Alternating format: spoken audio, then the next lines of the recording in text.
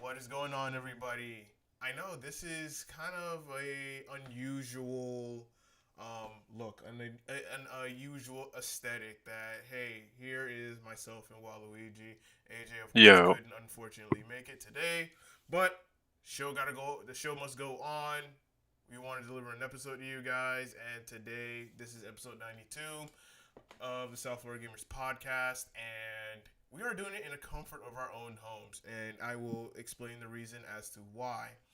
And that's simply due to the fact that Flynn's Arcade, where we do our podcast 100% of the time, is currently undergoing renovations. So the space is not usable for us to do our podcast since they are renovating and moving some things around, adding some new stuff to the arcade. So it would not be conducive for myself and Waluigi to go to the arcade early in the morning and to do the podcast there in our typical usual setting. So for this one time only, and this is the first and only time we are ever going to be doing it this way. I understand some people make the argument that, hey, you guys should do it online. It would be a lot better. You would have more guests. You guys would grow a lot faster.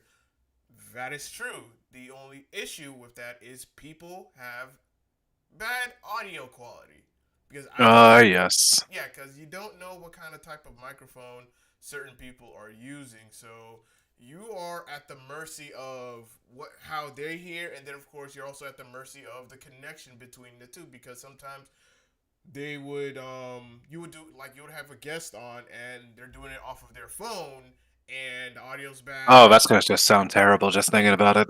Oh my gosh. The audio is bad. The video of them looks bad.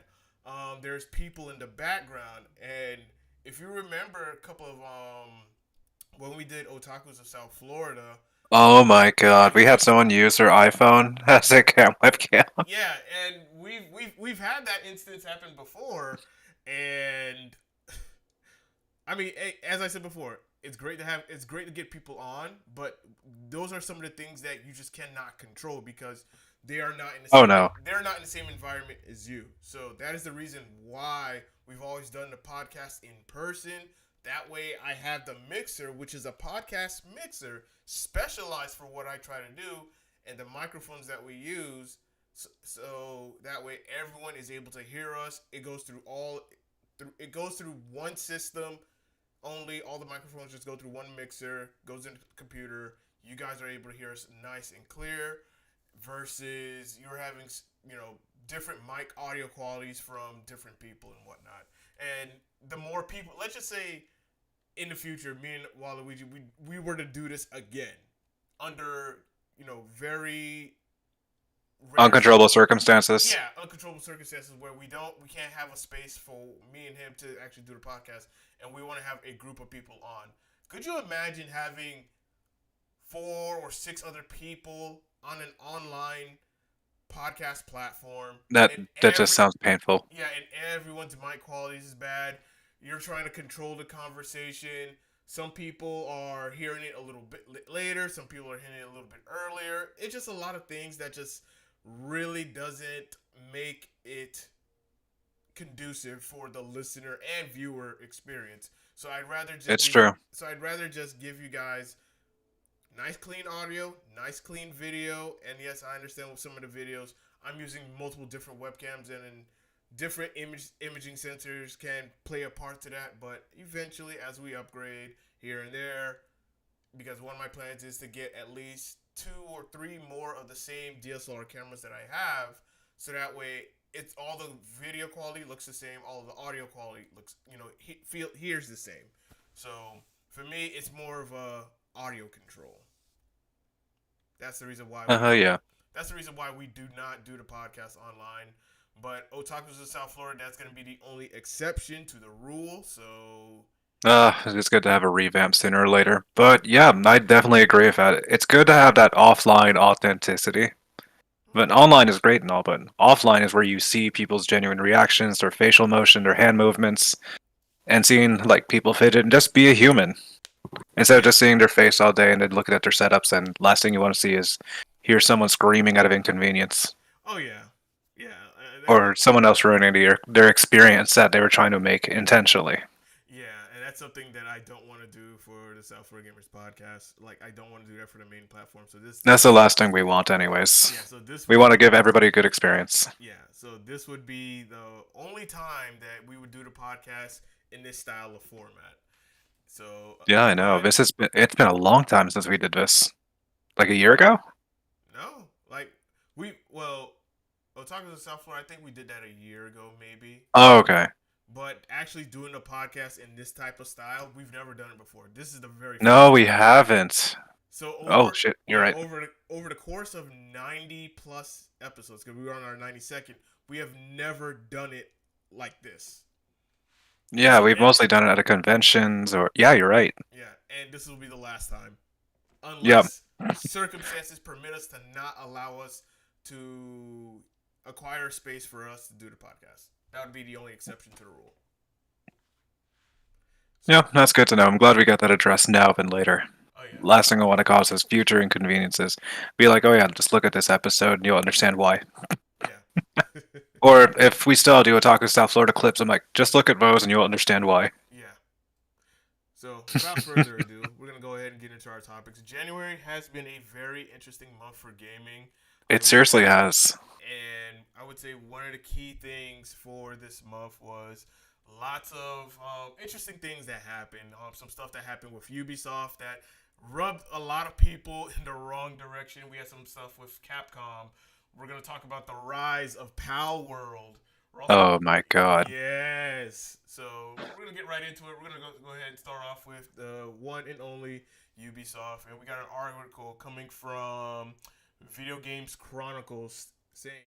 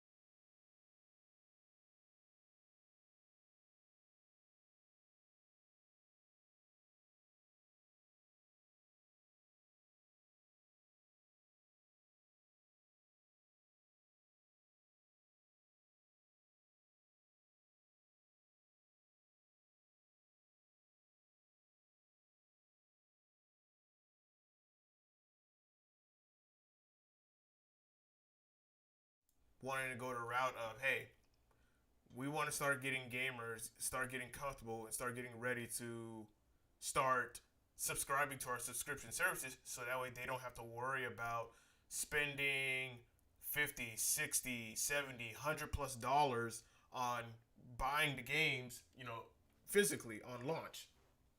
That's just. Oh my god, it just sounds very generic. Also, I found out Luna is Amazon's newest gaming console. Oh joy.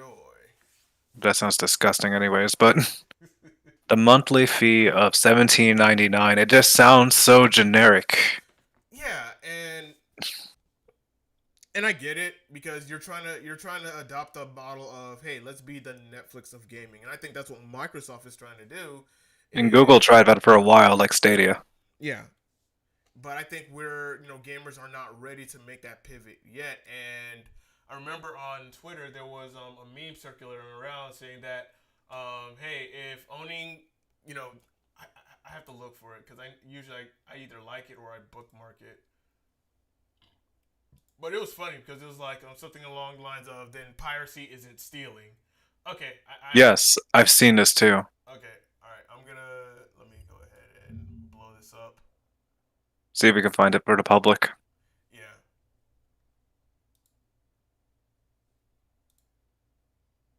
Well, let me blow this up.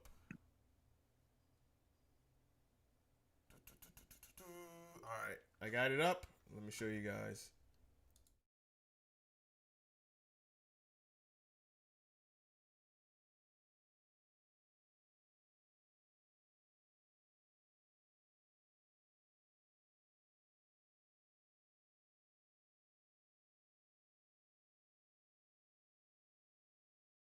Because we like to own the games that we've purchased and bought, and I love this meme right here. I'm gonna blow it up for you guys as well.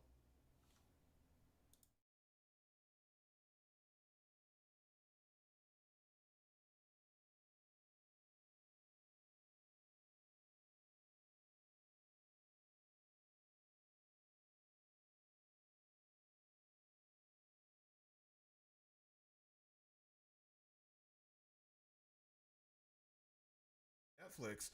Um, if there is a certain movie that's there that you want to go back and keep watching, but Netflix is like, hey, this is leaving. Now you can't watch it anymore. Now you have to find another subscription service that has that movie or TV show that you want to watch. But That or a pirated site. exactly. So if you own it, that means, hey, I'm able to access this content for years and years and years down the road without not having to worry about if it's gonna expire or not. And I think that's Oh, the I thing. agree. And I think that's the thing with gamers because we have seen it time and time again, especially with games that have like an online mode or online functionality that eventually they cut the online. Yeah, Like where the servers are down and the game is just useless. yeah, because If it requires an online subscription. yeah, and if people are not actively playing it, like if they don't have like a lot of people playing it, then I'm like, hey, we're just gonna cut the servers. Bye. And what if one day we're like, Ugh. hey, you know what? I'm gonna plug in my PS3. I want to play some games online just to see how it is, or if I end up finding anybody, or how about me and my buddies? We go back, get these retro games on the PS3 or the Xbox 360. Let's go revisit some of the golden days. Prime example, Halo 3. The online shut down for it for Xbox 360. Oh my god. It's just. I feel like it's an endless cycle of this subscribe or die Yeah, situations. yeah, but it's just media and entertainment medium just moving forward because now how many It people do you is. know that has like a collection of movies stacked up? Very few people. Very few people. I'm one of those few people that have like an actual collection of 4K Blu-ray DVDs of movies that I like to watch. Like these are my favorite movies. Hey, I want to get them on. I want to get the physical media so that way I always have it. I can always rewatch it. Yes, I can always watch them on Netflix. I can watch them on Amazon Prime, Hulu, things like that. But eventually, they're not going to be there. Take for example, Marvel movies. They're not on Netflix. They're on Disney Plus now. Back then, they Oh were yeah. back then they were on Netflix. Now they're on Disney Plus. So now you don't have access to them anymore unless you get a Disney Plus subscription, or do what any logical person with common sense would do: just buy the DVD, and it's yours. Yeah. You have it for many years down the road. There are still people to this day, especially people who are older than me, they're still hanging on to their VHS tapes or their actual DVDs of their favorite movies because yeah, the subscription service is nice. Don't get me wrong, but some classics deserve to be kept and preserved for many years down the road. Oh, I agree. I'm still laughing at how like Comedy Central isn't really much of a source, but they have Paramount Plus. I'm like, so many companies are not even joining together, but being their own separate unity, Right. and just like, hey, you're just gonna have to pay for this. Good luck. Yeah, and I miss bootleggers. and and that's the feeling that I have with gaming. Moving forward is that they're gonna go in this. Gaming is gonna go in this direction of less physical games being sold and just more digital. And for me, being a tournament organizer, of course, I'm gonna prefer digital because Hmm. it's already on the console, ready to go. All I have to do is just take this PS5 here, take it to wherever I need to go, plug it in, game's already Boom. downloaded, boom, plug, play, good to go. I don't have to worry about anything. I don't have to worry about swapping discs each and every time. It's just, hey, the game's already downloaded onto the hard drive, you're set, you're good to go. I understand that aspect, and yes, it is extremely convenient. And having like it would be a lot different if I purchase these said movies, right, and they're on my hard drive. Okay, I can own it. I own it, and of course, I can watch it anytime I want because I have it downloaded to my hard drive. But if it's a streaming service, I don't own it. Yeah, I don't you definitely don't. like. Funny enough, I have a hard. When I was deployed to Afghanistan and whatnot, we had a shared drive server that all the service members and people had access to, and I downloaded a bunch of movies. I mean, a bunch of movies As you should. and a bunch of music too. So yeah, I'm still one of those people that hey, I still will download music. I don't care if it's off of YouTube. I'll just go to that one website where you can just rip the music off of YouTube, put it right there, boom, done. I still do that. Yes, I understand Spotify and things like that exist, but I don't use that because again, you don't own it. Because if they were to remove it, then you have no access to accessing that entertainment. It's better that you own it rather than you're paying a subscription fee to access it anytime as long as you are subscribed to that service. So when it comes to gaming, I feel like that is the future moving forward to where gamers are going to have to start getting comfortable with that. But as we all know, as gamers, people going to find a way We're to not. pirate it, Oh yeah. especially PC gamers. They're going to find a way to pirate it. If they're able to have cracked versions of games still on their hard drive, what makes you think this is not going to stop them? Oh, this is gonna be fun to see. Exactly. Pirating should be like not legal at all, or it should be legal to an extent, because Nintendo, they are known to be like the pirates' greatest treasures. If you think about it, Yeah. they have so many bangers that they won't bring back that people are willing to shell money out. Yeah. But they're like, you know what? No, we're good. Yeah. Just wait a few years. Yeah. We'll just find a emulator website that has all the Nintendo games and consoles and hardware and whatnot, and we'll just download it from there and have it on our PCs and Enjoy it like we should. enjoy it like we should. And until hey, Nintendo sends a cease and desist after said website that is hosting emulators and ROMs and things like that of their We'll still games. have it.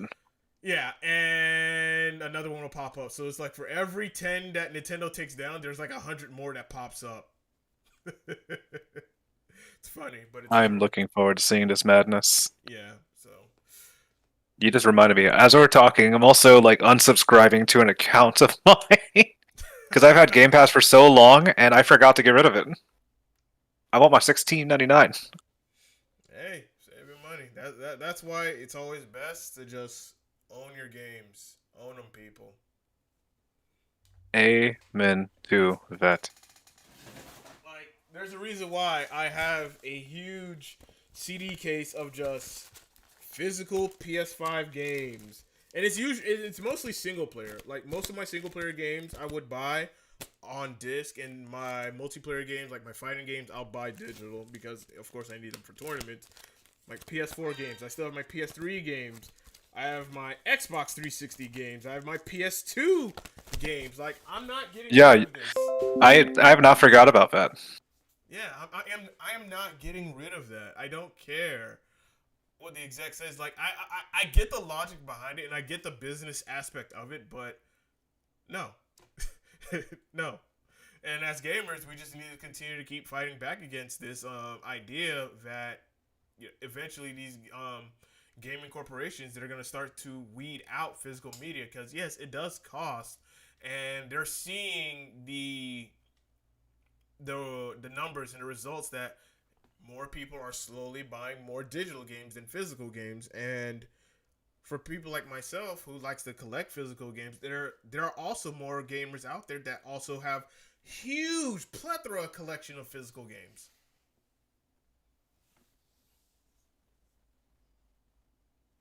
You there? Yeah, I know. I'm removing it. I'm free now. I'm Okay. free of my money. Okay. I thought you froze up there. You No, still no, I'm focused. okay? Okay. I'm about to say. I was locked. I was what the kids say, locked in for just a second. I am so sorry. Nah, you're fine. You're good. You're good. There we go. I'm free. Gotcha. Now I have no subscriptions on me. Good. All It right. feels good to be this free. Now I gotta go get some disc or And some down, or at least DLC. yeah. Now, time for our next topic. Hold on, let me go ahead and.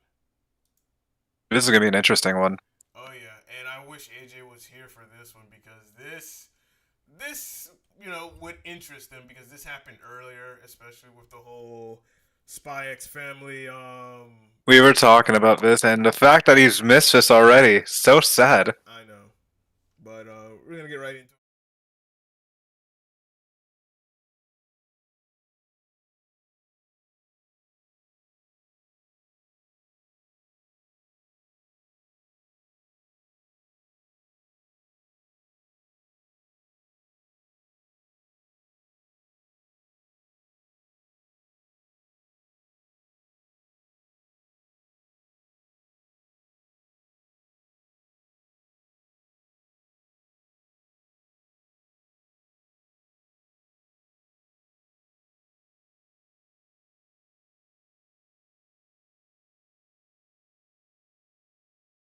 And I know when it comes to the mods, especially on the PC side, Oh my god. people can be extremely creative with these mods. And I like how you say it. That am I wrong? you're not wrong at all. You're right. Like people either make the most godlike ones or the most degenerate ones. And I'm reading this article, and they're talking about how there was a tournament where someone showed a new Chun Li mod. But the funny thing is, it wasn't from the player; it was from the guy perspecting it. So people blamed the player, but they didn't realize the guy streaming it through spectator mode was the one who had this mod this whole time. And they're like, "Why do you have this mod before tournaments? This. I did not forget this. I'm just giving you the summary." Yeah. But like, I don't think he realized last second that his game was modded.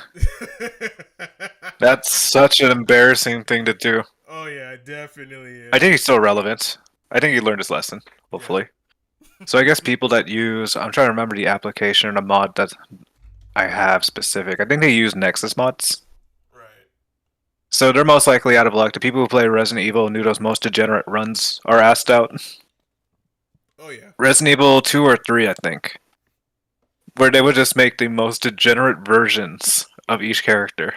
Yes, I've seen. I'm scared to know what they did before. I've seen the clips on social media. I think we all have at this point. Yeah, and it is a treasure to see. But it just goes to show that when companies like to have some really, really bad monetization practices to where they want to nickel and dime you for all these different skins, like Capcom with a Spy X Yes. family. Yes. Event, like they teased us and got us good. I ain't going front. They got us good with that because They did. we're literally thinking, okay, Chun Li's gonna have yours outfit attire. Like it would make a lot of sense, so much sense, and Capcom would make money off of that. But yet they did the opposite. Yeah. They gave a mod of Yor to Jury, who's not even an assassin. It would have made sense if it was Chun Li or at least Cammy. Yeah. Like that would have made sense. But the mod looks so Ugh, It, lackluster. yeah, it doesn't even look right. And granted, I don't, I know of Spy X Family, but I have not watched the anime itself, so I don't know too much of the character. But just how I see the character, and then I'm looking how she's like fighting as Jury, especially as an avatar. I'm just like, this doesn't seem right because the way Yeah. how Capcom teased it, you would think it would be off of Chun Li, and they just completely, fooled everybody. Everybody got fooled, Oh and yeah. rightfully so. And the great thing about it is that the mod community comes through, steps up, and be like, we're gonna mod Chun Li to look like Yor, to have her facial features and whatnot, and boom, it's gonna be free and available for people to download and whatnot. But sadly, now that they're putting the anti mod, it's gonna piss off a lot of people. Yeah, yeah, because people don't want to buy skins for an outrageous price. Like, can you imagine a game selling a skin for about almost $30 a skin? That's Overwatch. Yeah. Overwatch will sell at $15, $20 for a skin. The only time it was an exception was where they had one skin that was for breast cancer awareness, Hmm. and most of the proceeds went there. But everything else, it's like $15, $20. You have to buy a battle pass to get a character, and they just. That's why I'm not a fan of Overwatch for most of the time. But when it comes to Street Fighter, where you have to buy separate costumes for everybody, Yeah. it's like $126 or $130 total Yeah. just to get a third costume for people. Yeah. And that's where modding comes in, to the point where it's just like, I don't need this. I have mods. That's true. I have mods. That's why I don't even want to buy the second. I don't want to buy the other like year one or part two of the second skins. I don't want to buy it. That sounds like it's too much money. It is. And that also depends if you're that type of player that plays Street Fighter like religiously, like day in and day out. I can understand that, hey, you're gonna get the skins because you play this game a lot. But for average people like myself, especially as a tournament organizer, like, bro, I'm not dropping that much money just so that y'all can somewhat play as the third skin of your favorite character. They What, should just pay you up front at this point. literally. $10 extra. $10 extra. 100 something just for all of them. That's stupid. Yeah, that's criminal right there. So Capcom doing this is a way for them to capitalize on the market of, hey, if we find a way to make sure that players are not able to mod, then they'll just have to outright buy our skins at these outrageous, ridiculous price. And to And me, then they have to accept it. yeah, and to me, I feel like they, when it comes to gaming skins, either it should be a requirement inside the game that you would have to do to acquire said skin, or there's in-game currency that you earn as you play the game, more frequently, to the point where you actually can purchase a skin with the in-game currency. I believe Street Fighter V did that, to where there's in-game currency, and if you play the game enough and a lot, you're able to even buy even the new character that comes out. So that way you don't have to spend money to purchase the character. To me, that is the perfect way to go about selling skins to players. Is either A, let them earn it just by playing the game a lot, or B, Agreed. you give them the option to buy it, and to buy it, it doesn't even cost that much. If anything, it should be $5 at best. Like, to me, skins should be $5 at best. I'm sorry. Yes. Sorry, not sorry. Yes. Yeah, I'm imagining people like Jabali that would have to buy at least some of these skins, but he definitely should not. No. There's no point. That's what I imagine. There is no point at all. No. You wouldn't get a nice return on your investment just by skins that most people are not going to even use. Yeah, that's true. 100% true. You will not see anyone using the Blanca plush because I don't think plushy Blanca is against. I think it's still against the rules no matter what Street Fighter it's in. Oh, yeah. I don't know. But yeah, Capcom, get your shit together. Literally. I'm surprised that they mentioned Mega Man, but who mods Mega Man is the real question. Oh, you'll be surprised. I am surprised already. And then there's Monster Hunter. I'm slightly surprised. Monster Hunter, I've seen Which mods of Monster Hunter, I don't especially play it. I haven't played it yet. especially Monster Hunter World. I love that game. I have like over 300 hours in that game. I only had like one because I didn't have any friends to play with back then on Xbox. But That was my first mistake. man, you should. Oh man, you should have definitely played Monster Hunter World. You would have This loved was it. before. This was before I became a competitor. Okay. But yeah, like I know. Monster Hunter World, bro. That game's amazing. I love it. Like, What else it says within this software? Da, da, da, da. Okay, so Revelations.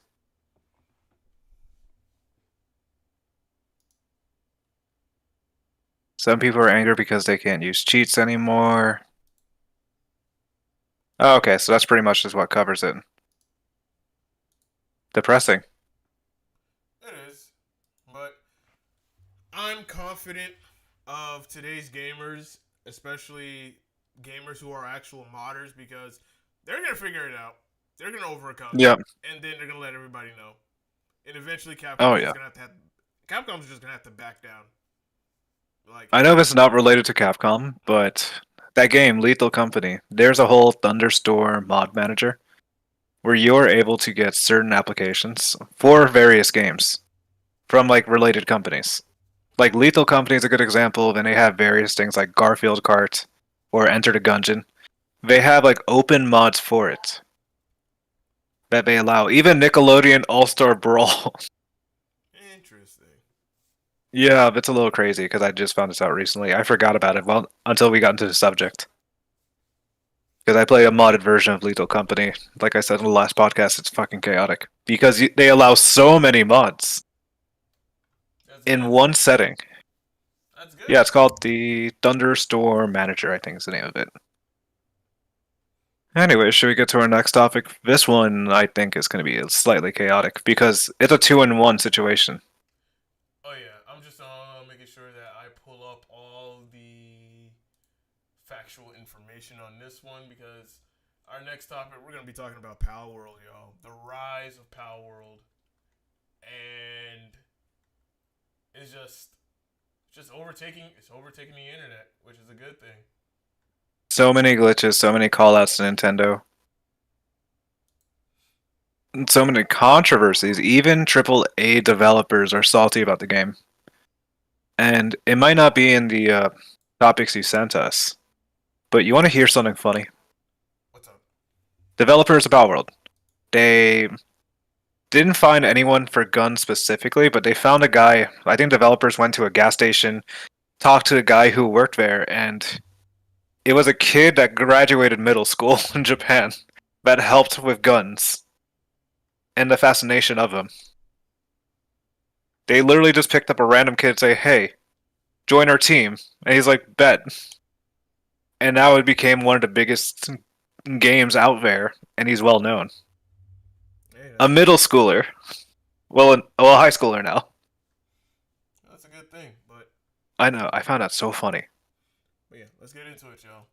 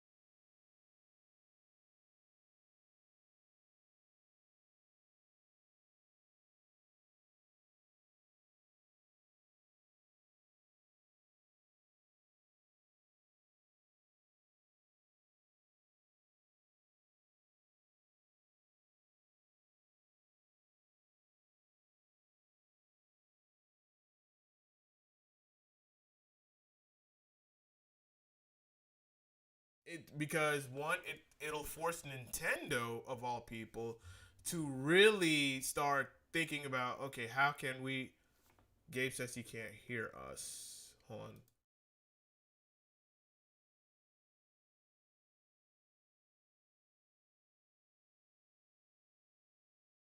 Have the yeah, my bad. Yeah, you see, this is the reason why we don't do the podcast online because I have to worry about shit like this. At least we got to record it for later. Worst case. Yeah. Well, no, not even recorded because the fact that remember Oh shit. I'm not using a mixer. Oh, double shit. Yeah. So In summary, we were just talking about how Power World's been blowing up. We've seen tremendous improvement within a span of less than 1 day. right. As we're reading through the article, you can already see that it has passed 2 million with 600 over 600,000 like players active, compared to Among Us, Apex Legends, Valheim, and we're just seeing it rise a little bit faster. We're seeing competition with Nintendo or other games that involve monster hunting or catching. It's definitely a little bit of a new moment, and it's great to see this competition just flourish. It's getting more people motivated, saying, "Hey, anyone can make a game.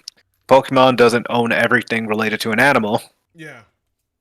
And that was the Be- comparison that I was seeing a lot online. People saying that this is just a copycat version of Pokemon or whatnot. I mean, I see the similarities, but when you actually take a deep look at the game, it's like it's not. It's different. The And whole thing was based off of Darwinism about evolution and such. And then the funny thing is, Dragon Quest in 1980s has original concepts that Pokemon took like a peek out of. yeah, so if Pokemon's gonna blame anyone for taking ideas, then we should be hearing from Dragon Quest. Yeah, I saw this and I'm just like stunned. I didn't know they were about that life. Yeah, but it's good because people are talking about it. People are getting the game, trying it out for themselves. Some already glitched the game, modded, got certain bosses that you shouldn't get, but they get it anyways because it's part of a game. They can capture, trade, sell people itself, and that's the funny part. Yeah, and I also saw there was an article that a guy had modded the game to where there's actual Pokemon in there, and Yes. he dared Nintendo to come after him. Nintendo came after him, sent him that cease and desist, and he was like, "Yeah, Pokemon, they came after me, they got me." So he stopped with the mods. But what people found out as they investigated was that the guy had the mods behind a paywall. That's what made Pokemon go after him because Oh. if it was free, then Pokemon wouldn't have went after him. But since he put a paywall behind the mods, like, hey, if you want to play Power World with Pokemon mods, then hey, you're gonna have to pay me to access them. That's what made Nintendo go after him. Like, nah, bro. Ah, that makes more sense. And then I seen people who had the mod Pokemon went after him as well for talking about it and streaming it. Or just gave cease and desist. Yeah, Desist like everybody else. I'm like, dude, you're not that guy. You are definitely not that guy. Don't poke the bear that is Nintendo because they'll come for you. If you think you're big and Oh, bad, 100%. they'll come for you because Nintendo has that money. They have the money. They have the lawyers. They will come for you. Ah, jeez, this is always a fun thing to look at. But yeah, the people talking about it, the people that showed it, they had cease and desist from Pokemon itself because Pokemon's a billion-dollar franchise. That's something you should not mess with Yeah. to an extent. Yeah. I say to an extent. Oh yeah. But it's interesting. Power World is rising, and Pokemon, well enough, they did responded. And this article comes from Dexterito. The Pokemon Company finally addresses Power World drama. We intend to investigate. Ooh. And here's what they say. We have not granted any permission for the use of Pokemon intellectual property or assets in that game. The statement read, clearly implying Power World. We intend to investigate and take appropriate measures to address any acts that infringe on intellectual property rights related to the Pokemon. We will continue to cherish and nurture each and every Pokemon and its world and work to bring the world together through Pokemon in the future. While PAL models are certainly similar to many of those found in Pokemon, in some cases eerily similar, PAL Director has shot down any claims of direct clones, insisting any such accusations are slanderous. We called him out. He did not care one bit. For the time being, some legal practitioners argue there's simply too much of a difference between the two games for the Pokemon Company to have any solid grounds in which to sue. However, that's all speculation for the time being. We'll have to wait and see exactly what the Pokemon Company does from here. Though there's no doubt any PAL World is certainly front and center on the radar. Developers at Pocket Pair have yet to publicly address the statement, though rest assured we'll keep you up to speed with all the latest developments. Pretty much, Pokemon they ain't gonna do shit. They can't. They can't. And you know what? The only thing that's gonna, as I said, the only thing that's gonna do is force Pokemon to be like, we gotta step our shit up. Because it's only a matter of time until, because remember, PAL World is available on PC and Xbox One. It's only a matter of time before it gets to PlayStation. Once it gets to PlayStation, it's locked. Oh yeah, because Nintendo stays with Nintendo no matter where it goes in its properties. Yeah. That's the difference between Pokemon and PAL World. PAL World's already like reaching two different branches of consoles. Yeah. If it enables crossplay, then it's a whole different spiel. There's crossplay. Oh, never mind. Yeah, for Xbox and PC, there's crossplay. Oh hell yeah, man! So and that's why I said it's only a matter of time until it reaches the PlayStation platform, which I think it is going to happen soon. So it's only a matter of time until PAL World numbers go up even more because of the huge install base that PlayStation has. It's only and also the fun fact is, Xbox and PlayStation both have Discord as well, so you can communicate all together without using in-game communication at all. There you go. That's a beauty right there. Switch, they don't even think about Discord or anything. They have an app that doesn't even work. Yeah. I love destruction at its finest. There's a little hints of chaos. Hey, competition is good.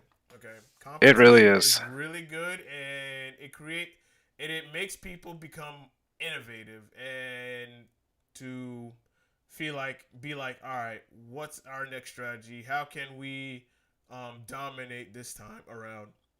Because PAL World, I believe they already put out a roadmap for. Yes, they did. I gotta try to pull that up. I try to at least bookmark everything that comes the way, so that way, it's something I can talk about for a monthly recap. Because I did see it somewhere on Twitter that there is going to be. I just googled it. Okay. Let's see. There we go. Addressing the critical issues, numerous bugs have been identified, and we are prioritizing. Sometimes the world date may experience rollbacks. Loading screen may persist when trying to load into worlds. Improvement. Send me the link in the Discord chat. I want to post it. Oh, I got you.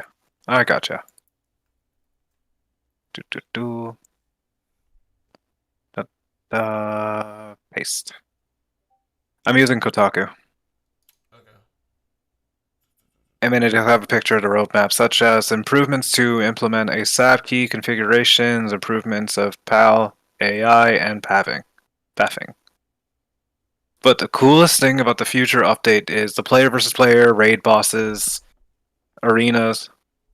Then they have a Steam Xbox crossplay, various Xbox improvements, server transfers and migrations, improvements to the building system and new islands, PALs, bosses, and technologies. That's an impressive roadmap. Yeah. So, there's a roadmap that the game's going to have. And as I said before, this is going to make things a lot interesting moving forward for people who are playing on PC and Xbox of PAL World. And, this, to me, I just want to see how Nintendo's going to respond with their next game. Because they don't even use roadmaps. No? They just show a Nintendo Direct after 6 months after a purchase or release of a game. Nintendo Direct. It'd just be like, oh yeah, there's just a new Pokemon release coming in 2025. 40.99. I hate it. Yeah, because I know people who religiously play Pokemon. They've given their thoughts on Pokemon Sword and Shield and Scarlet and what Violet, I believe. And you know, it's mixed reviews, but for both games, I think the one game that kind of like surprised people was Pokemon Legends Arceus. Ah, yes. I think that was the better one out of the three that released The on Dark Switch. Souls of Pokemon. Yeah, so I think that was the better three. That was the better game out of the three, but Sword and Shield and Scarlet and Violet, they were okay at best, but they were really I think not up Scarlet there. and Violet would be better than Sword and Shield just because of versatility, the consistent updates, and then I laugh because they bring back Pokemon either futuristic or so primordial. They like to make a different version of each Pokemon instead of just changing the whole game completely. Yeah. Like Should be fun. Pokemon has the potential to really like I feel like Pokemon has that potential to be a true live service game because it has all the assets that it needs to become one. You look at a game like Destiny and Destiny 2 and especially Destiny 2 like look how much that game has transformed from the time it released up until now to the Oh point my god, I where was a day one or year one. yeah, And then now it's like 5 years in and it's a whole different yeah, it's a whole story mode game and concept. My bad, my bad. no, you're fine. Like and it's a completely different game from where you played it for the very first time. And Pokemon has that ability to do that. Like Nintendo has the ability to do that with Pokemon to where make it a live service game for the next 5 to 7 years. Release expansions of the different zones. Like you have a Kanto zone, a Johto zone, Hoenn and Unova and so all forth. these different zones that people can go to, and you have them as like an expansion or part of your roadmap down the road, so that way people have something to be excited for. They can continue to keep playing the game, and there's a lot of content. And the biggest part that most people want is a huge master Pokedex of all Pokemon. They want to be able to capture all Pokemon from all regions, from all zones, and just be able to have like over 600 something Pokemon in their Pokedex or in their Pokemon storage or whatnot. Yeah. That's what Pokemon fans ultimately want instead of just here's this number, we'll probably add a couple of more, and that's just about it. Versus now you have a game like Power World that could potentially give them a run for their money, but Nintendo has been in the game for so many years. Pokemon has been in the game for so many years since I was in middle school, and I'm 35 going on 36. So Pokemon has been out there for well over almost I would say almost 30 years. So they have that potential to give people who grew up on Pokemon that one that one gaming experience that can attract people of all generations. But it's just like, when are you guys gonna pull the trigger on that?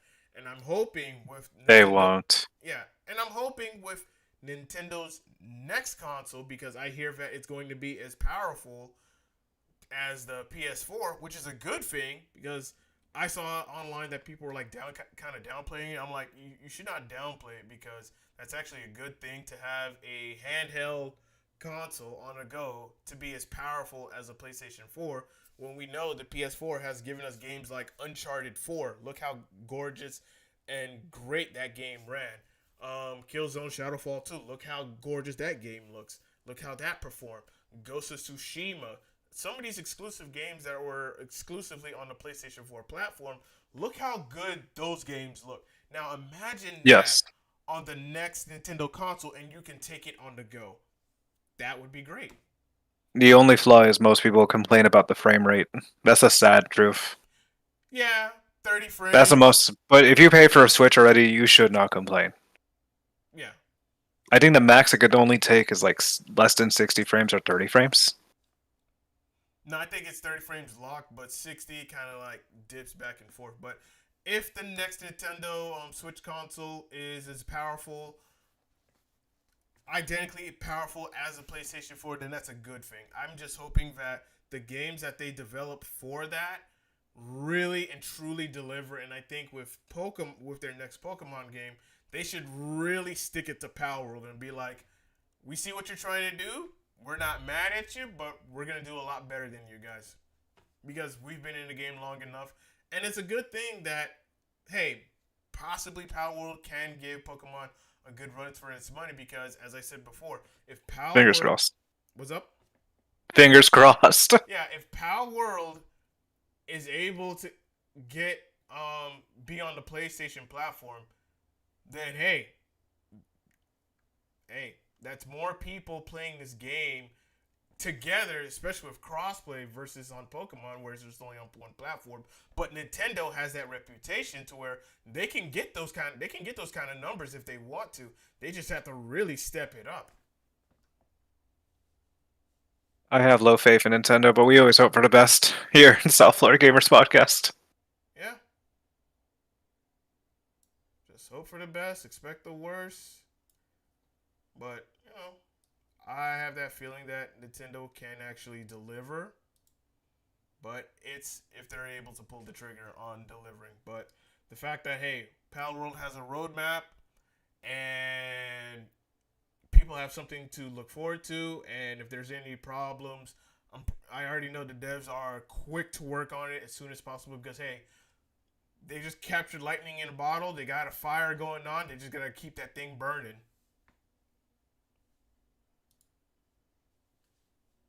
I'm now looking at the next topic. I'm like pre-ready. All right. Oh my god, I'm reading this right now and holy smokes. Oh, yeah. Oh, you guys This are going to really like this topic because if this isn't the biggest finesse I have seen in gaming thus far, bro. There was another game I thought that was similar to this. And this one's coming from IGN. How many of y'all have heard about the game called The Day Before? The thing is, I don't remember this game. I've heard a little bit about it. Some people compared it to The Division. It's like a survival The Division. I was like, oh, okay, that's cool. Because I enjoyed The Division, if people didn't know. Granted, the first one was kind of like, I see the vision, but it wasn't enough to keep me keep me interested and whatnot. Division 2, loved it, played the hell out of it. The in-game content was kind of lackluster, but everything prior to that, I still loved the game, enjoyed the game. I had tons of hours into that game. Loved Division 2. But now we have The Day Before is now well and truly dead 45 days after it came out. Man, the hype behind this game, people thought, okay, this is going to be a really good game.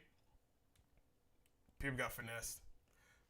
So Yeah, they also had some copycat accusations, which is really insane.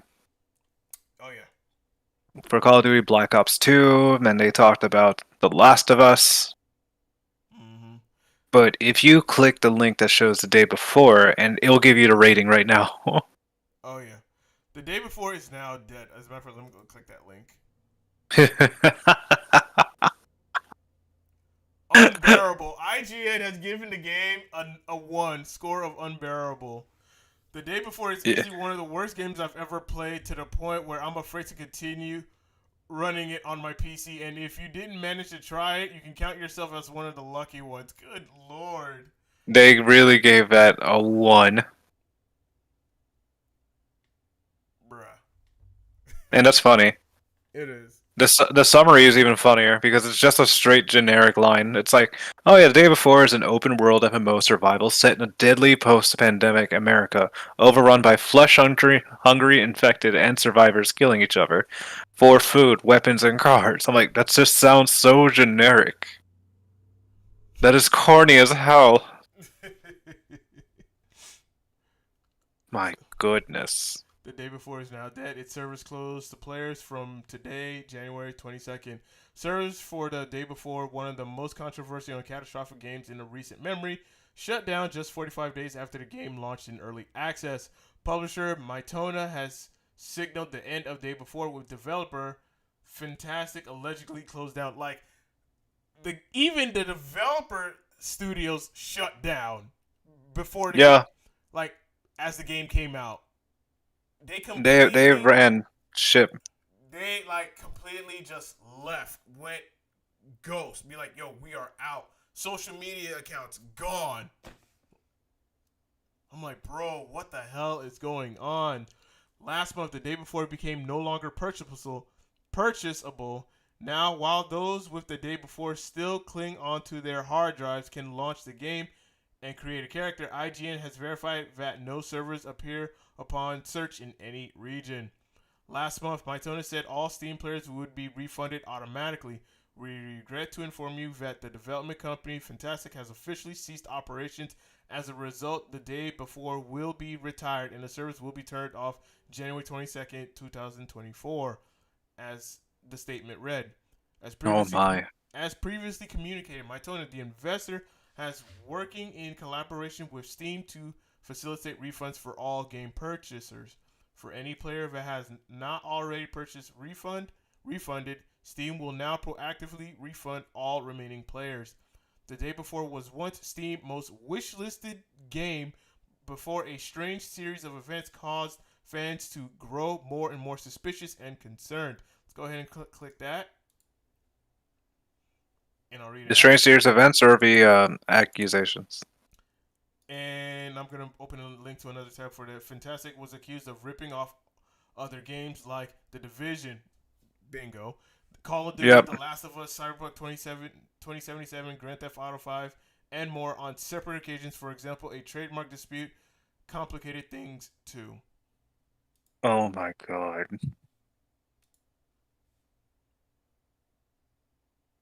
Oh my god.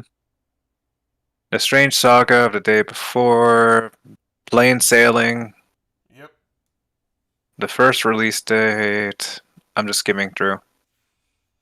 It was one of the biggest, known as one of the biggest games of 2023. Yeah. I'm just shortening it out so we can check out the next one.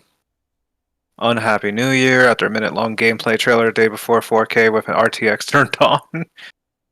Oh my. So they had it had potential from what it looks like, but then it just completely died out. Yeah. That's insane. Then the copycat accusations, it kept showing certain frames of certain pictures. And wow, these actually do look similar to Black Ops 2. Damn, that's rough. That is really rough. It sure is. And then as you go downwards, the player count had dropped 90% and a day before entered Steam's worst 10 games of all time list.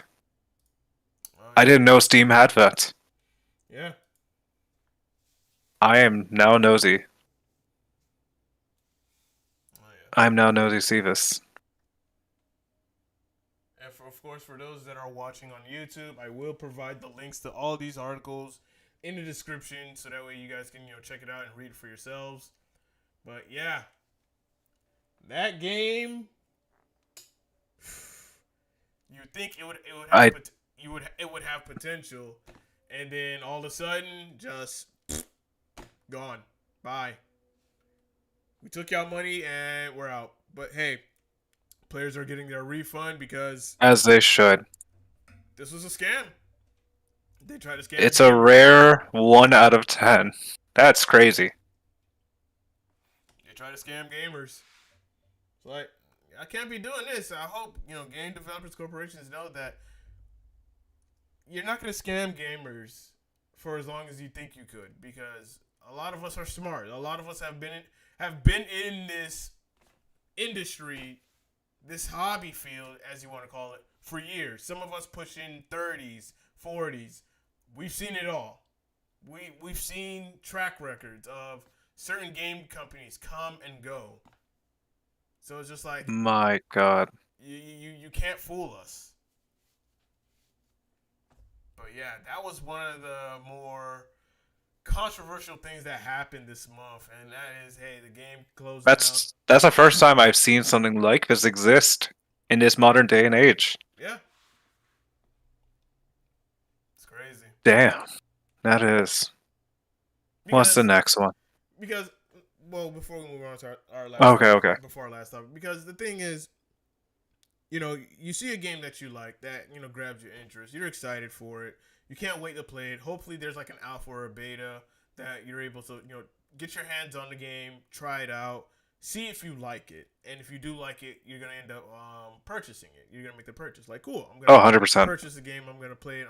I know I'm gonna enjoy this game because it looks very interesting, and I'm sold on it. And game comes out, and it kills your hype because the fact It that just lowers your expectations completely. yeah, because you're just thinking to yourself, this was not what I was looking for. This was something that I'm not a fan of, and I'm completely disappointed. So much so that I thought this game was going to really, really deliver. I was gonna have fun with this game, and it's like, nah, I'm good.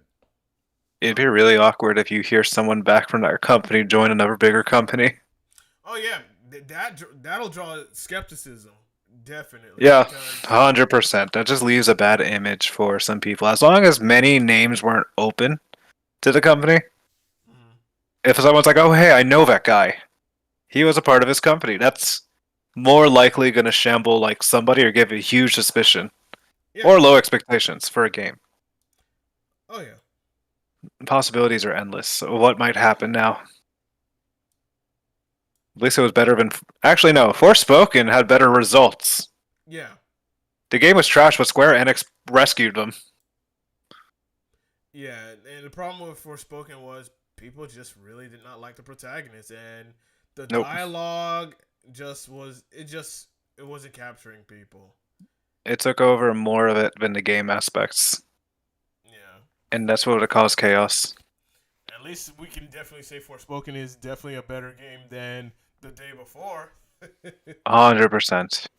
but That's hilarious, actually. But what Day Before was trying to go after was that crowd of people who do like the division, who do want like an open world MMO game set in a post apocalyptic universe where everything has gone to shit, and you got to try to find a way to survive in this environment, in this world. And gamers like myself, I do love games like that because that's what drew me to the division. Was hey, everything's gone to shit. I gotta find a way to Agreed. survive and whatnot, and I have to get these resources, fight off waves of enemies and whatnot, and then try to discover the truth of why everything has went to shit. And you want I know more of lore those building's games. always fun. Yeah, and you want more of those games, and to be able to build a community off of, and find people that has like the same similar interests and tastes. You look at a game like Destiny 2, where Destiny, for prime example, like Destiny 1 and Destiny 2, and look at the amount look at the community that has grown from over the time, and you would want that in a game like the Day Before, where it can try to at least give you that same feeling, but in a more different setting. But unfortunately, they tried to finesse people, and that Yeah, sucks. you can't finesse gamers out of many people. Yeah, you can't. Ugh, So tragedies at its finest. yeah, so granted, I didn't get the game because I was like, I didn't even know it existed. as I looked at it, I was like, if there's a beta that I can get into, I'll try it for myself. If not, Yeah, I'll wait maybe a week or so after the game comes out just to see what people are saying about it. Let me look at some streams of people playing the game just so I can get a good grasp and feel for it before I make that purchase. That's what I do for some single player games. Is if there's a beta or a demo I can play before I can purchase the game, then that's what I'm gonna do. I want to at least try for myself. And I think one of those yeah. games for me is Grand Blue Fantasy Relink, where there was a demo of the game. You can actually play people. You can play with people online, and I'm like, yeah, I'm buying this game. This game's a day one. I will be investing a lot of time into it because it has some interesting characters. It also has my main character that I use in Fantasy Rising, which is Narmaya. So Yeah. yeah, I'm gonna have fun with the game, and I also like using different characters Like I was using Gran, I was using Catalina, and yeah, you want games to have demos or betas so that way you can try the game for yourself, see how it is. If you like it, cool. I'm gonna buy this game. If it doesn't capture your interest and be like, you know what? Hey, at least there was a beta. I played it. I tried it. Wasn't to my liking, but hey, if someone else likes it, hey, that's good. Cool for them. But for me, I'm good. Like at least I got to try it before I go out and spend money on it, and all of a sudden it's a complete and huge letdown. And that's happened to me before as a gamer. It has many times with all of us, and it's human. Yeah. We learn from our mistakes and we adapt and hope that the next game is better. Oh yeah, definitely. And our final topic of discussion. Let me go ahead and give it to y'all. And this is interesting. This happened, I think, a couple of days ago. Microsoft laying off 1,900 Activision Blizzard and Xbox employees. 1900? Yes. This article Oh comes my from god. The Verge.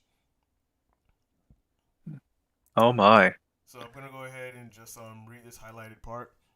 Microsoft is laying off 1,900 employees at Activision Blizzard and Xbox this week. While Microsoft is primarily laying off roles at Activision Blizzard, some Xbox and ZeniMax employees will also be impacted by the cuts.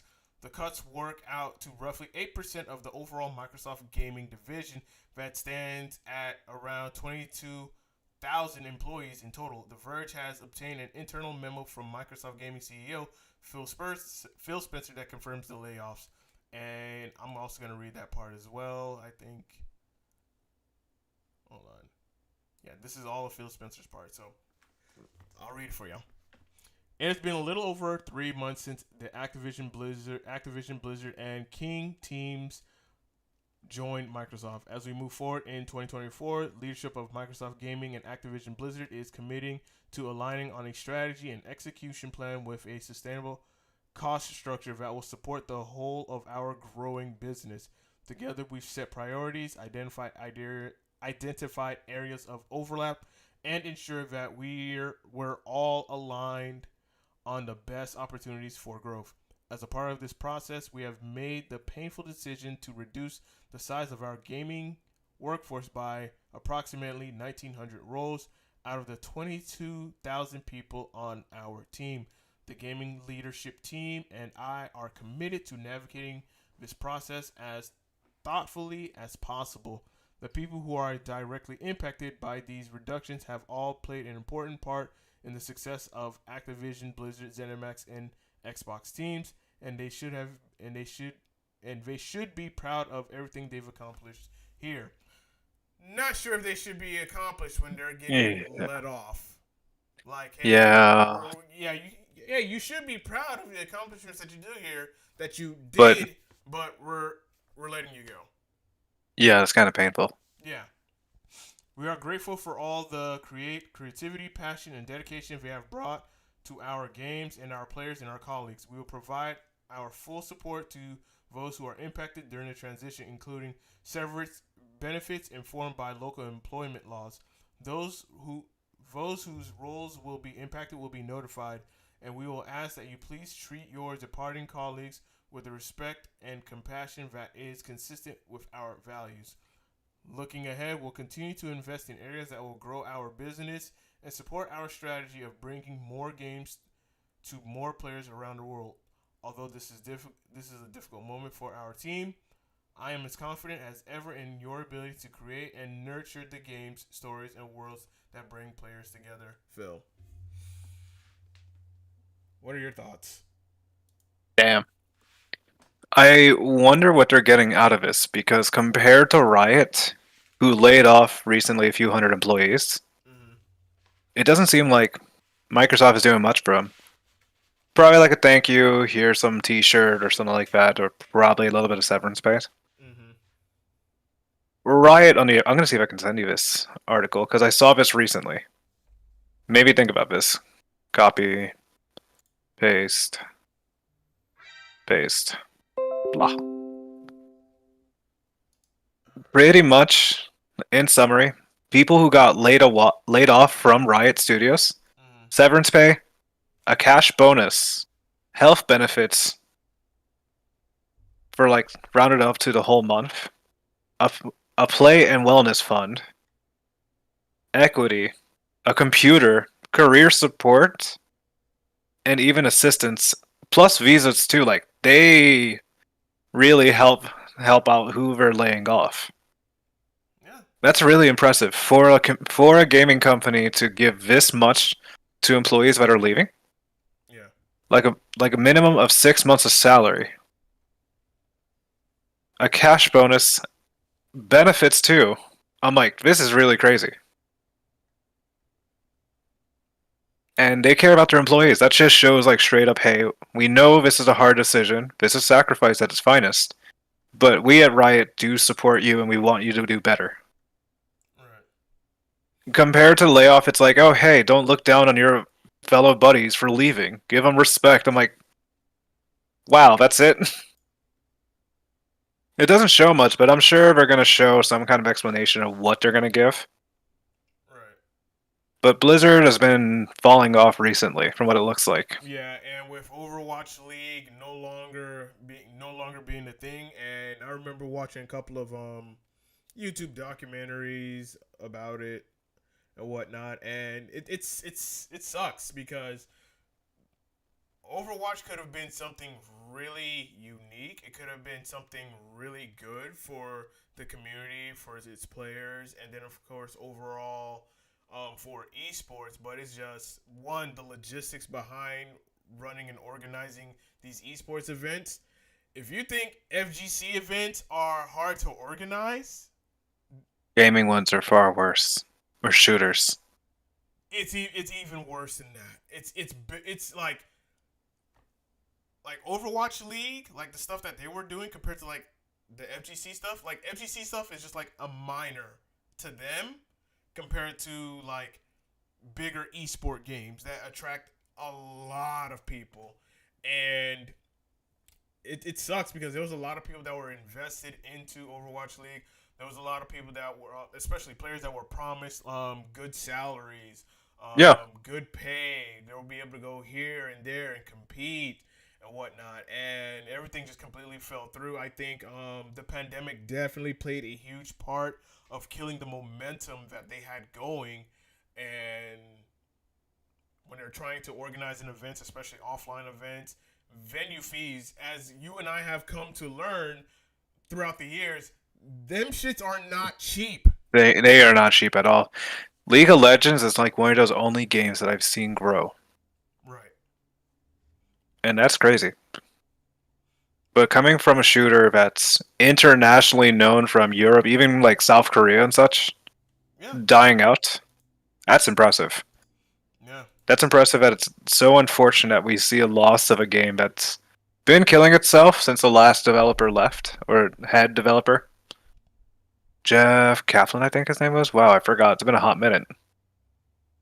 But we're seeing the game change dramatically for a lot of people to make it feel useless for some of the roles that some of the players assign themselves to, like a healer, DPS, etc.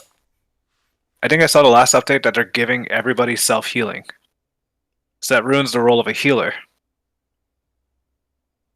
I know that left people pissed off for a while. Yeah. Overwatch meta has like of course, you always want to change the meta because you always want it to be. You want the game to be interesting. You want it to where people have to use different characters for different types of situations. There was that aspect of Overwatch that players complained about, but when developers were also like changing certain characters' abilities, like I know Mercy was one of the biggest ones. Like, Oh my god, yeah, yes. I played around that time, but I just stopped. I played for 2 years thinking I can get picked up in a team. I'm like, I'm on Xbox. This seems a lot more work. oh yeah, yeah, I couldn't afford a PC back then. yeah. You would need to play that game on PC, but now I think you have games like Call of Duty, like they have their own esports league, and of course Yeah. Call of Duty is crossplay. So hey, if you want to try your luck in the esports, by all means, go for it. You can also use a controller because there are people that use Yeah. controllers. Same thing with Apex Legends as well. So there's always options there. But esports as a whole, like it's tricky. It's tricky because there is potential for it to grow, but the hurdles that has to overcome are extremely difficult, and one of them being hosting big events to where you want to attract a lot of people. The logistics behind it is stupidly expensive, and as you've seen, like even the cost of internet can cost you about close to 100 grand. Just thinking about it, with all the data being used, Yeah, yes, so a lot of that sounds money. like a nightmare. Yeah, yeah. So, but back to The Microsoft. layoffs. Yeah, the layoffs and whatnot. I saw it on saw it on Twitter as usual. People complaining about it. People talking about it. People's jobs being affected, and it's like why is this happening? Since if Microsoft if Microsoft has acquired Activision Blizzard, why lay people off because you've acquired a new a new entity, a new property, a new IP. So now that should be, you know, hey, now you have enough people to make and create even more games because now you have this new IP under your umbrella, They and said screw that. I'm pretty sure it's probably because of hey, they probably lost some money, so they got to get rid of some people so that way they can, accumulate their cost or, you know, take care of any losses that they did occur because they acquired this company. So that way, when they're going back on the positive again, eventually they'll end up hiring even more people for the time being.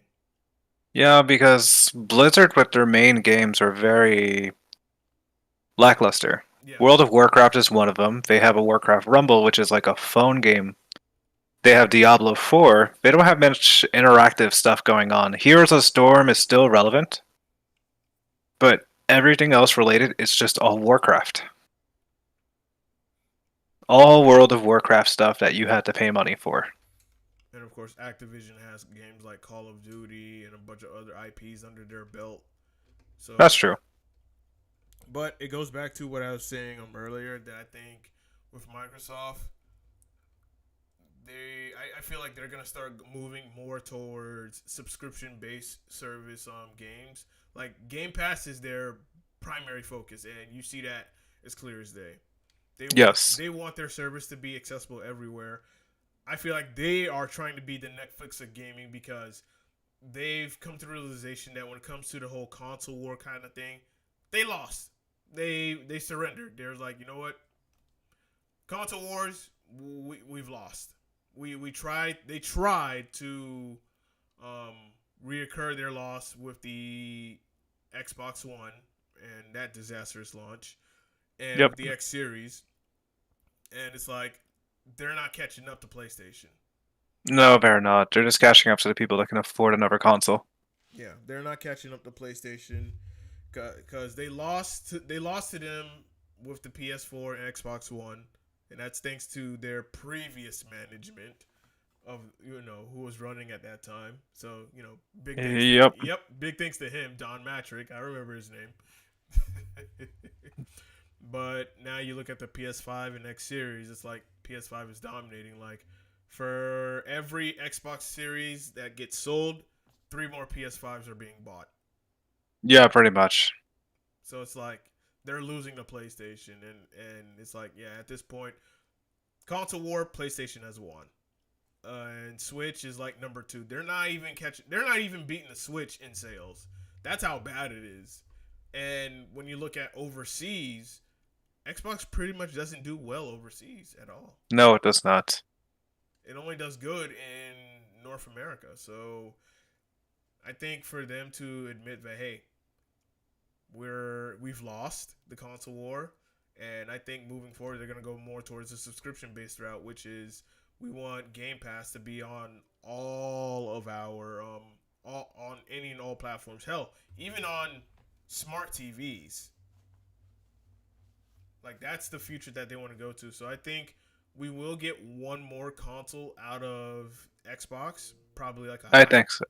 Yeah, probably I like think so. a hybrid that is just going to transition gamers into that subscription based model because they're trying to be the Netflix of gaming.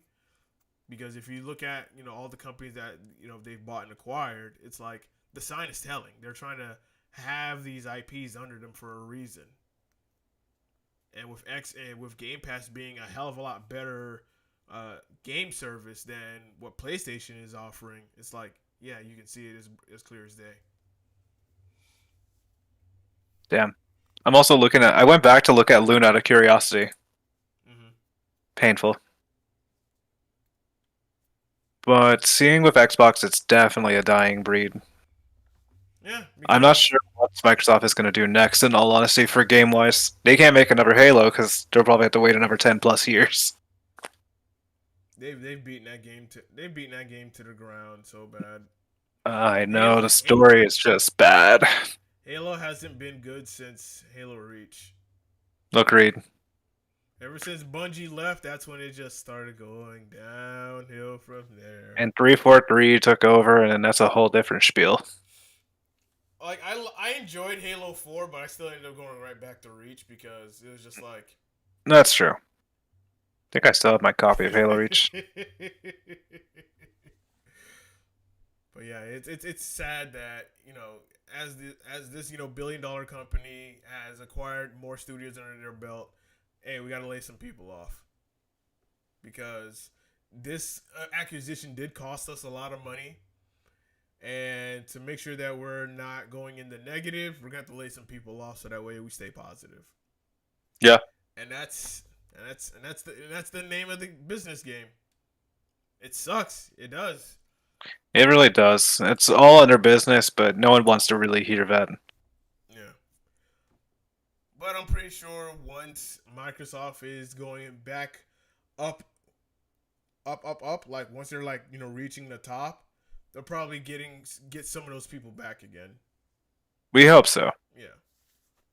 Especially if those same people are still gonna work in the gaming industry, pretty sure Microsoft may end up rehiring them back again. Fingers crossed for at least Microsoft to get their shit together, but I doubt it. Mm-hmm. It's like all these gaming companies. They're slowly drifting from gaming. Yeah. It took me a second to realize that. Yeah, it's like I'm wondering who's next.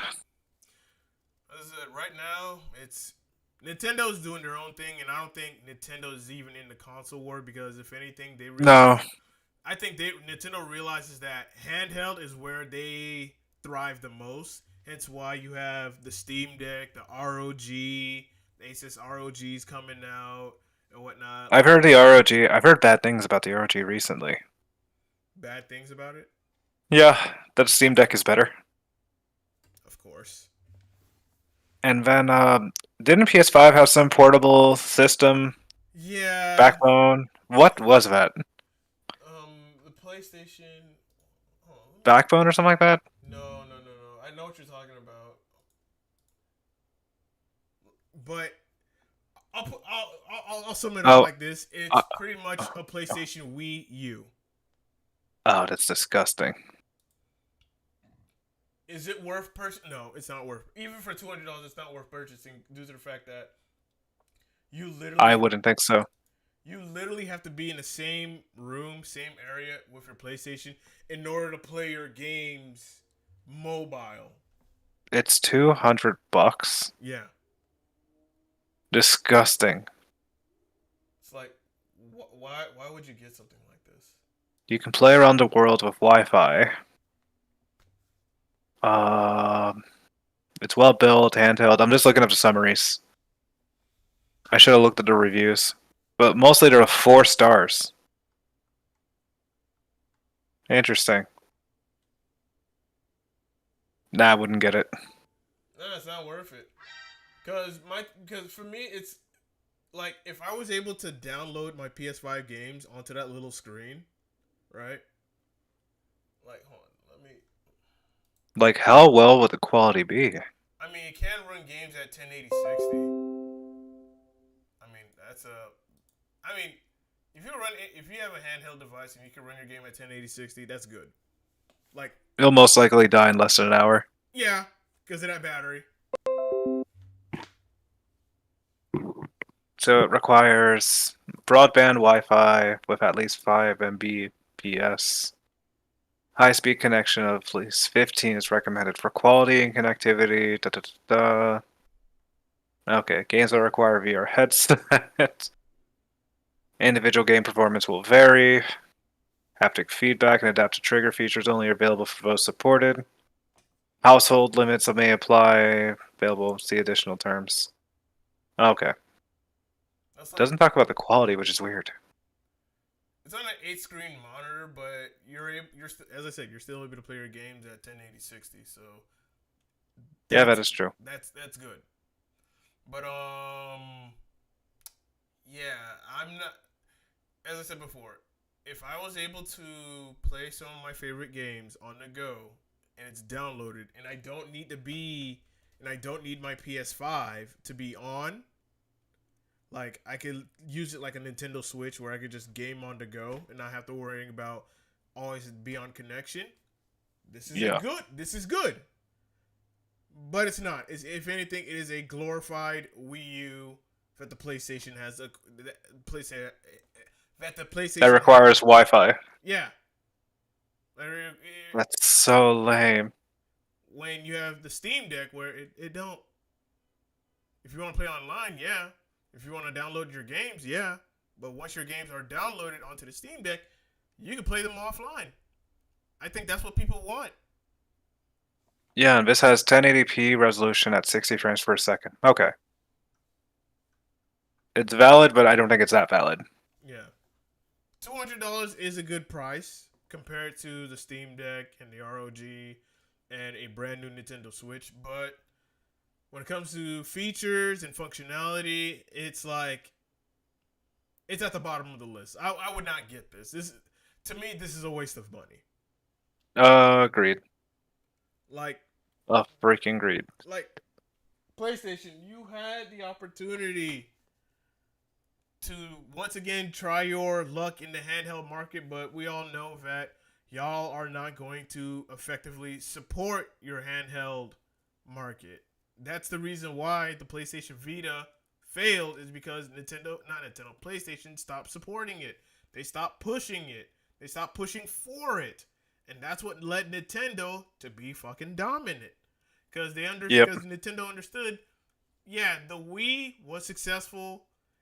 It gave them a lot of sales, but it was also very gimmicky, you know, and it didn't attract a lot of people. But when it came to their handheld market, Nintendo thrived, dominated.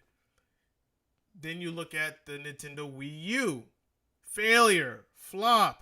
But we saw what they were trying to do, and that's what led to the Switch. And the Switch was their biggest success, and still is. So we already know moving forward, Nintendo is just gonna stick to the handheld market because they gotta stay in their lane, honestly. yeah, and make it hybrid because the Nintendo Switch is a hybrid of handheld and gaming on the go and console. You have the best of both. Here's to a beautiful future of whatever unpredictability may occur. Absolutely. This sounds so chaotic. I'm just thinking about like the next Switch console nobody's ready for. But probably the next Smash. Yeah. Next or Smash, everything next else. Mario Kart. Next Pokemon, like everything generic. Yeah, like they have a formula. Yeah, all of their classic IPs because whether you think about it or not, those are their $1 million sellers. Yep, that's how they have to make their income. Yeah, the Mario games always sells. Pokemon games always sells. Smash games always sells. Mario Kart always sells. Mario Party always sells. Fire Emblem always sells. Yep. Next thing you know, they're gonna have another subscription. Now, if Switch games are compatible with the newer Switch, that would be beautiful. That would cause less chaos. Yeah, backwards compatibility. As I said, yep. As long as they have that functionality to where they can allow the game cartridge or Their next switch is all digital. You have to download the games online, but you still have the functionality of, hey, I can put my little game cartridge in the console. Then you're solid. You're good to go. Especially now Mhm. that we have what memory cards as small as, Like a micro SD. yeah, like these little things. Like these little things. Like they have micro SD cards. I'm trying to trying to focus on this damn thing. It's Wait, nearly as impossible to focus on there we it. go. Like these little things can carry 1 gig. Like they exist. They do. They exist. Like you could not 1 gig, but 1 terabyte. They exist. So that should let you know that hey, it is possible. It's 100% possible, and I think that's the next step Nintendo might go with their handhelds. But overall, gaming is in an interesting place right now. It January, it's unpredictable. yeah, I would say January has been a solid, good month for gaming overall. Um, you know, games like Power World being a success. It's only a matter of time until it reaches the PlayStation platform, and I have a feeling it will. And The with day before being the worst game in history, one of oh yeah, definitely. them. That's still funny. But overall, as I said, gaming is in a really good spot right now. The future is very unpredictable, but as I said, I think the going forward, we are going to start to see that gaming corporations start pushing for a more digital future and less of physical gaming, physical copies, and more of just digital and subscription services. We're going to start seeing a lot more of those, continuing to get better to the point where they slowly entice people to get off of these physical games. You don't have to worry about spending so much money. You could just pay for this 1 year subscription, which would save you hundreds of dollars in buying these games day one, and you just have it, boom, right there. Honestly, in a way, like if you wanted to save money as a gamer, that would be the way to go. The only downside is that you don't own the games, so you only be able to play it for a limited amount of time. But if you sit down and ask gamers of all ages or whatnot, especially gamers that are a little bit older, when was the last time you played some of your retro games? Hmm? Oh my god, it's been a hot minute for me personally. When was the last time? Like, if you were to ask me, when was the last time I played Gears of War 3? I would say, what, almost over 10 years ago. You know? Almost over 10 years ago, I've played Gears of War 3. When was the last time I you. still have my copy.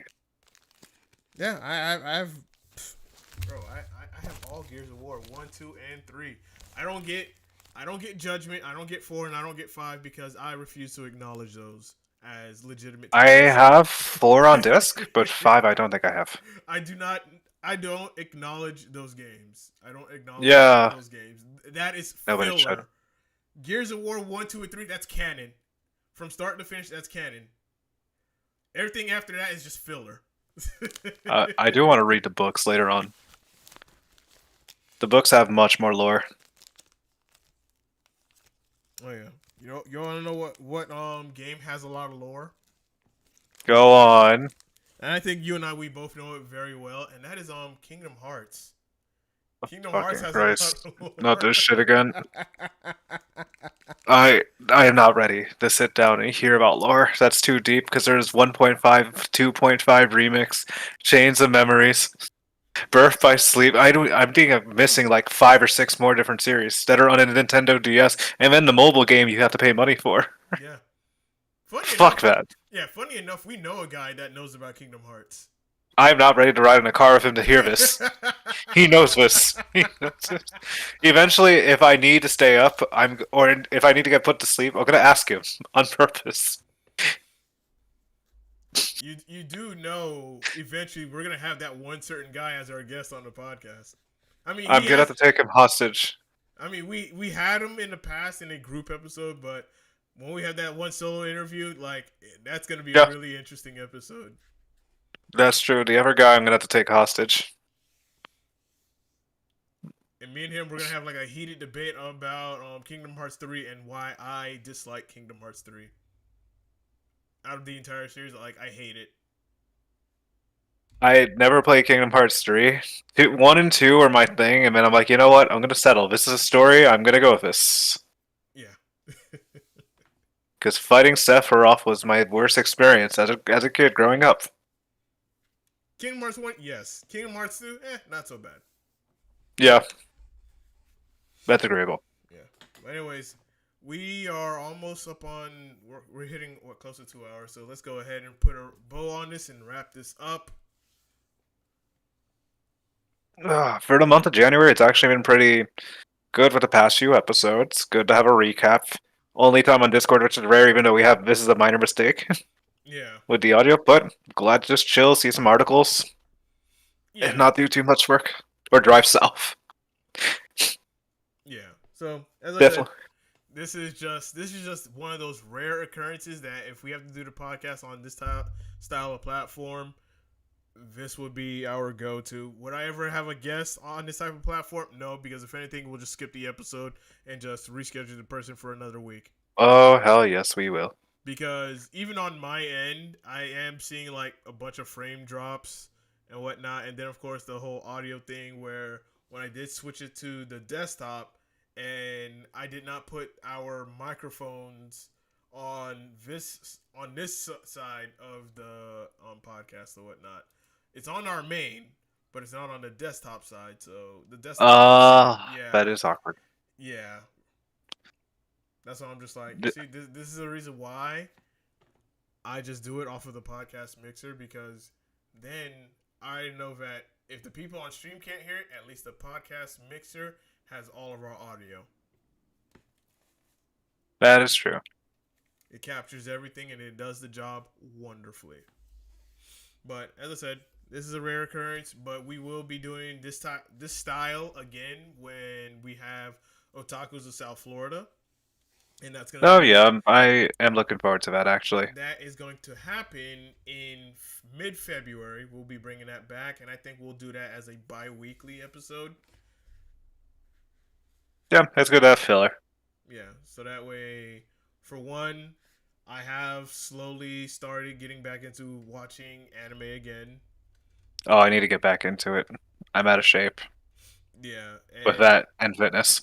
Yeah, so slowly got back into watching some anime, and then of course talk about other things in relation to some gaming stuff and of course anime related stuff and whatnot.